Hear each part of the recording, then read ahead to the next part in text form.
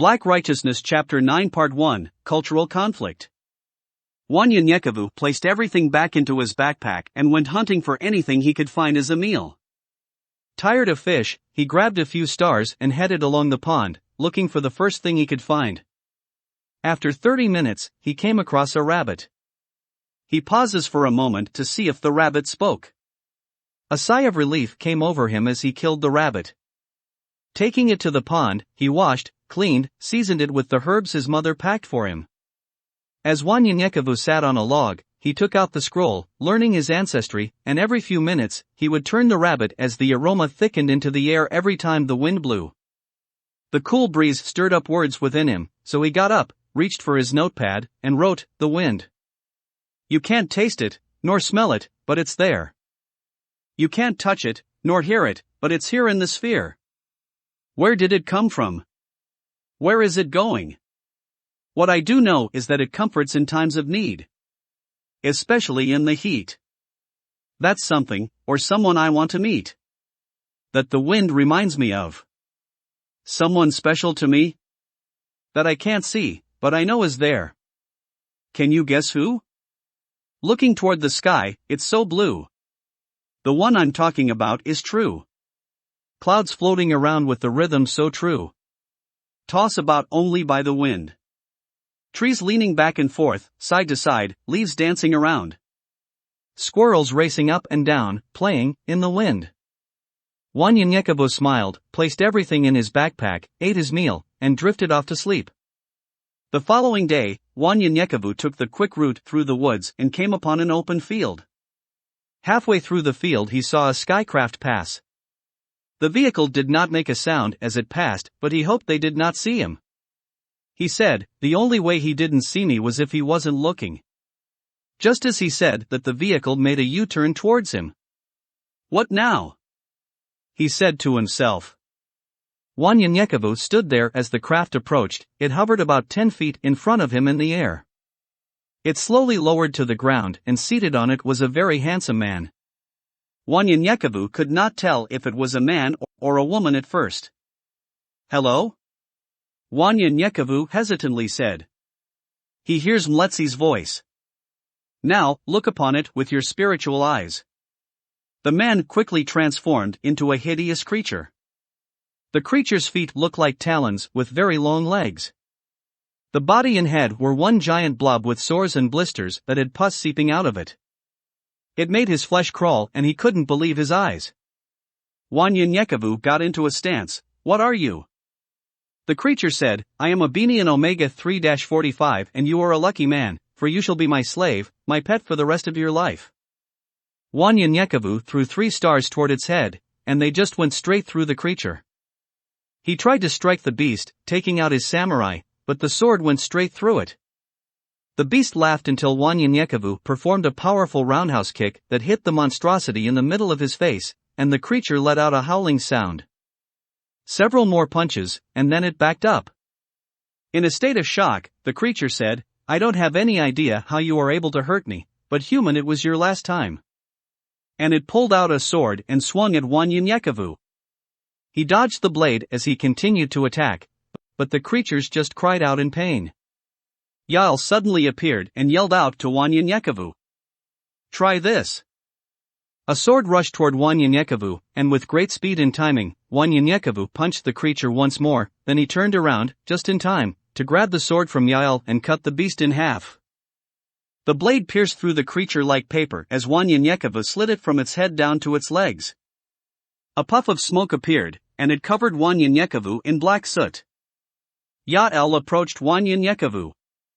These are beings that we have been training you for, but earthly weapons cannot harm them unless it's shielded by a special substance that the Prophet Z shall provide.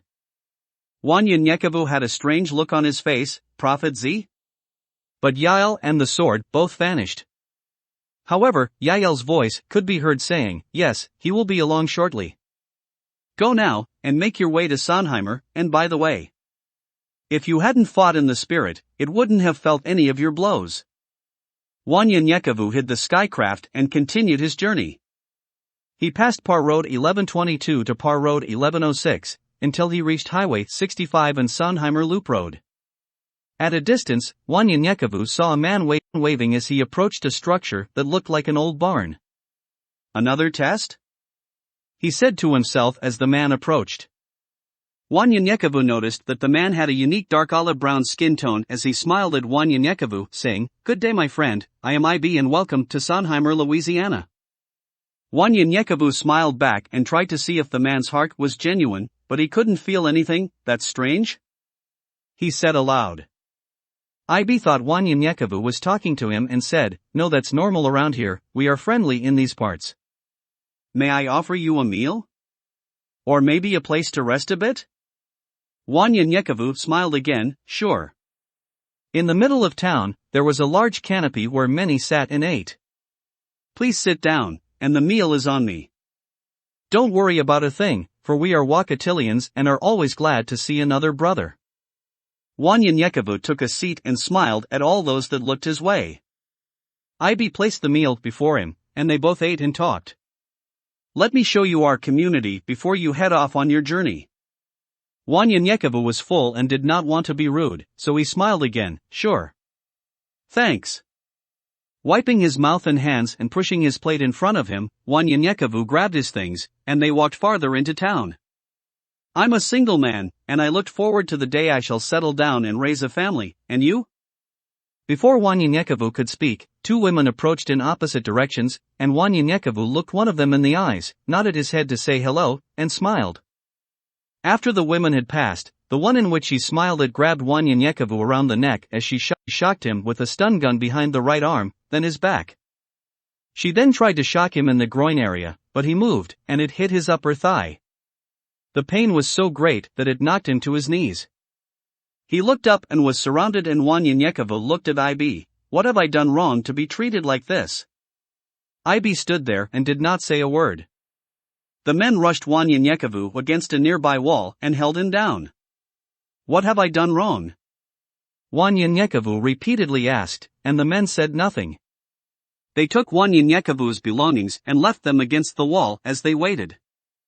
After a while, a muscular man approached with a book in hand. He signaled, and they rushed Wanyenyekevu into a building, chaining his hands into a ring made of steel. Moments later, a tall man entered the room. "Why are you here?" demanded the man. "I was just walking through, and I saw IB." The man leaned against Wanyenyekevu with a metal object, causing him great pain. "IB," the man interrupted. "IB is a fool and doesn't know his left from his right? You have come for our women, haven't you?" Wanyenyekevu said in a low voice. "I only acknowledged the young lady's presence and smiled. That was it. It wasn't anything more than that. Besides, are we not all Wakatilians? Even if I was, what would be the problem? Are we all not blood? Are we not kin?" The man became furious, slapped Wanyenyekevu, and almost broke his arms with the metal object, saying, "We are a different breed than you. We can have your women but not procreate, but you and your kind are not worthy to touch the skin of our women. Let alone look into their eyes." Wanyenyekevu then became mad. "Then there is no way, you are Wakatilians, but fools. With your backwoods hypocrisy, you are only an enemy of your own people. You might as well be Anakatas." Just then, the man yelled something Wanyenyekevu could not understand, and a small group of men came and threw Wanyenyekevu into the back of a makeshift vehicle. Laying there tied up, Wanyenyekevu looked up. All he could see were the trees and the sun to the east as the vehicle drove. The vehicle stopped after 20 minutes. Moments later, 4 men grabbed Wanyenyekevu and they all walked toward a great waterfall where 5 more men met them. There were 4 men on each side and a man behind him. As Wanyenyekevu looked down, he measured it to be at least 1,000 feet below. The men mocked Wanyenyekevu as they walked him near the edge. There was a metal pipe that separated them from the edge. One man said, "Your death will be quick and painless," as he laughed. Wanyenyekevu resisted by pulling back with his legs as they pulled forward, saying, "No, now is the time of your death and not mine." Wanyenyekevu anticipated their moves. Once the men tried to push him over, he stopped resisting, grabbing the pipe while jumping toward the edge. Using their own force and gravity, they hurled themselves over the edge while he hung onto the metal railing as the men fell to their death. Wanyenyekevu quickly flipped over the pipe, killing the rest of the men while his hands were still bound. Wanyenyekevu took a seat on the ground, rubbing the bruise on his arms, trying to understand what just happened. Heading back, he notices a sign, Par Road 1106 Sondheimer Loop Road. Scratching his side, he mumbles, "I didn't see the sign." Hands still shackled and his mind perplexed until he walked upon a sign that read, "Welcome to Sondheimer, Louisiana." Wanyenyekevu walked through the town and it looked as if no one had been there for many years. He reached the structure where they held him hostage, but it was abandoned and barely standing.